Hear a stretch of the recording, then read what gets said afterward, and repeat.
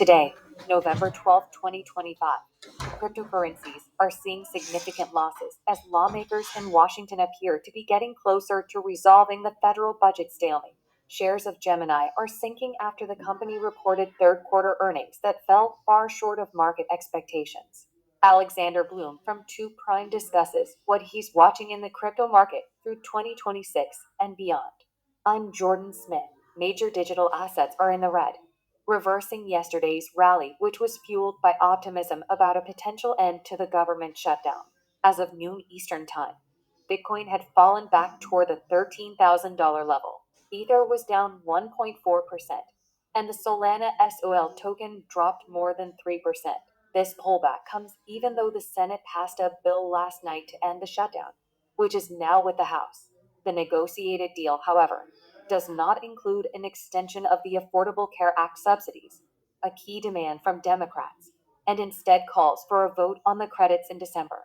A new ADP report out this morning also showed that the 4-week moving average of private sector job creation was down more than 11,000 per week as of October 25th, signaling further weakness in the labor market. Taking a quick look at a crypto-related stock, CleanSpark shares fell 7.5% around 1 p.m.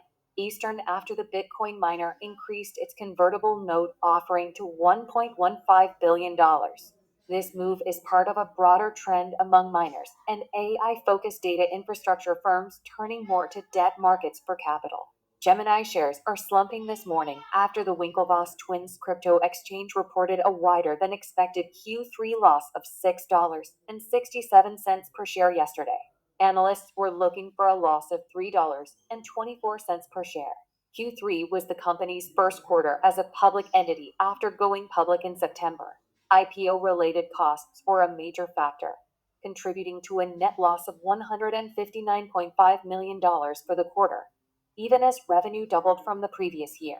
Gemini's stock was down over 15% by late morning. Coinbase is launching a new platform to let issuers distribute new crypto tokens. The goal, as stated in a press release, is to create a balanced and transparent token sales platform for both issuers and users. The platform will use algorithms to promote broader distribution of token sales while limiting large purchases. It will also prioritize true supporters by penalizing users who sell their tokens less than 30 days after listing. With this initiative, Coinbase aims to differentiate itself from the ICO boom of 2018, which saw a wave of speculative fundraising before the subsequent market correction. At last check, Coinbase shares were trading lower by more than 2%. SoFi has officially debuted crypto trading on its platform. The bank's CEO, Anthony Noto, commented on the launch. We've always wanted to be a one-stop shop for all your financial needs. The one piece we've been missing for the last 2 years was cryptocurrency, the ability to buy, sell, and hold crypto. As a bank, we weren't allowed to do that before. It wasn't permissible. But in March of this year, the OCC issued an interpretive letter stating it's now permissible for banks like SoFi to offer cryptocurrencies. So, this morning, we are launching as the first and only national bank to offer the opportunity to trade cryptocurrencies like Bitcoin, Ethereum, and Solana. Noto said the bank will eventually expand well beyond these 3 digital currencies, also highlighting the differences compared to exchanges like Coinbase or platforms like Robinhood. There are a couple of really big differences. First, we are a nationally chartered bank, which means we have the infrastructure, the processes, the financial conditions that provide the safeguards a consumer expects from a bank. That's going to allow us to scale responsibly. The second thing is, because we are a one-stop shop, you can do all your banking, checking, and savings at SoFi. You're borrowing, you're investing, and now crypto. One unique aspect is that when you fund your crypto investments at SoFi, you'll fund them from a SoFi checking and savings account, and the deposits in those accounts earn interest. Noto added that he believes blockchain and cryptocurrencies are super cycle technologies, just like AI, and will be pervasive across the entire financial system. He also stated that stablecoins will fundamentally change payments, and that SoFi aims to launch its own stablecoin in January, which will be backed dollar for dollar by reserves. Because SoFi is a bank, he explained, the dollars will be held in its Federal Reserve account, meaning there's no liquidity or credit risk, and they will earn the Fed funds rate. For our main story, I spoke with Alexander Bloom, CEO of 2 Prime, about the state of the crypto market as we look ahead to 2026. We discussed whether Bitcoin could reach new highs by year end and the potential catalysts investors should watch for next year. It's that time of year when we start looking ahead to the dominant themes and the factors that could influence the next 12 months. But let's start with the end of 2025. We are at a point where the government shutdown could be resolved. We are seeing Bitcoin and other cryptocurrencies struggling to post significant gains. October turned out to be a disappointing month. With that in mind, what are your expectations for the end of the year? We've heard from voices like Michael Saylor, who predicts Bitcoin could rally to $150,000 by December. But is there really enough momentum to drive prices to those levels before December 31st? Absolutely. I think a lot of people were anchored to the 4 year cycle idea. It's becoming increasingly clear that this is no longer the case. The market has fundamentally changed. Our institutional clients and the buyers of ETFs like BlackRock's or the public companies we work with, they aren't concerned with 4 year cycles. They're focused on cash flows and opportunities to acquire more Bitcoin efficiently. I'd say the asset has faced significant headwinds, limited liquidity, and a backdrop of political and economic instability that, in my view, are poised to resolve positively, considering all the difficulties encountered. The resilience Bitcoin has shown has been remarkable, despite the uncertainty. And I believe we are set for a solid end to the year and an equally strong 2026. Let's talk about the 4 year cycle in the context of 2026. May will mark 4 years since the collapse of Three Arrows Capital, and in November, a year from now, it will be the fourth anniversary of FTX's failure. You argue this cycle is fading. Can you explain why and what you see as the new dynamic for Bitcoin? Certainly.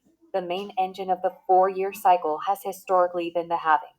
The halving of new Bitcoin supply entering the market, which created a supply squeeze and, with equivalent demand, drove prices higher. That ratio has now become insignificant compared to the total circulating supply, to the point of no longer having a relevant impact. Furthermore, the last 2 years introduced, for the first time, high interest rates and restrictive liquidity conditions. This constrained those players accustomed to a constant flow of capital into the sector. However, I believe we've entered a monetary easing phase. I expect a new Fed chair with a more accommodative approach next year. And I know, from how we operate, that even though volatility has decreased, we anticipate it will rise again. Once more, the type of investors buying Bitcoin today is very different and not tied to this cycle. The only remaining effect is now psychological. Beyond that, there's no fundamental reason for it to persist. Is there anything that worries you as you look at the path to 2026? Last year was full of catalysts. Some you mentioned: regulation, the start of the rate cutting cycle, but also headwinds like trade and economic uncertainty that generated volatility. What will be the key factors in the new year? Even if the Fed cuts rates, they're unlikely to fall to the lows of the previous cycle. Yes, the two main areas of concern are geopolitical and economic instability, a large scale conflict, or an escalation with Russia. Any kind of instability is negative for risk assets.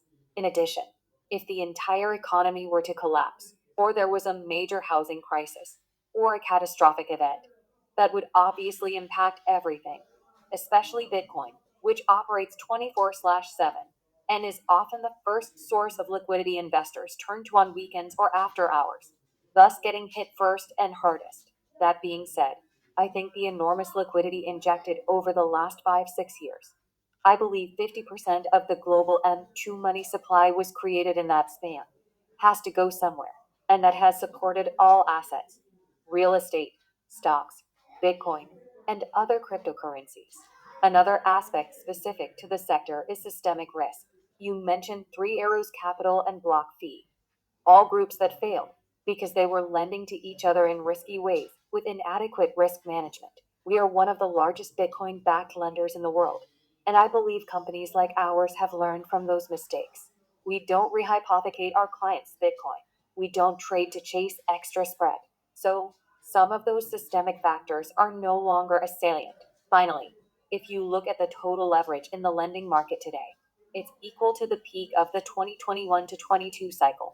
But the total market cap of all digital assets is about double. This tells me there's still plenty of room for additional leverage before reaching past critical levels, which were largely due to poor risk management, a problem that can be controlled.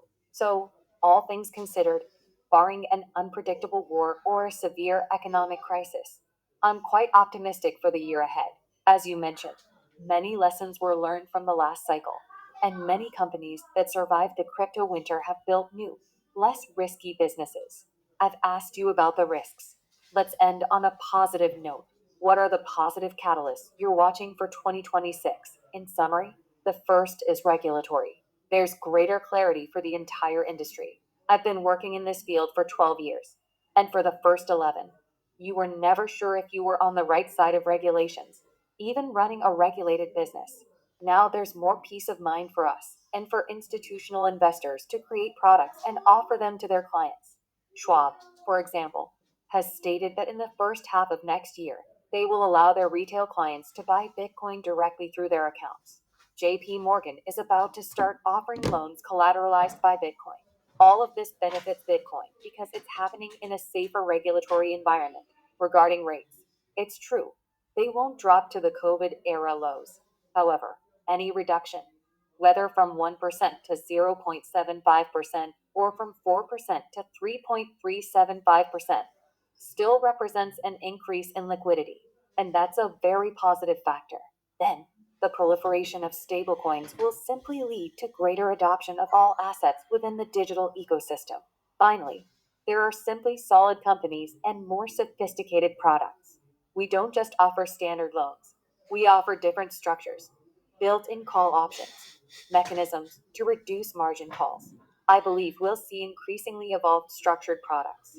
On the trading front, we offer Bitcoin based yield.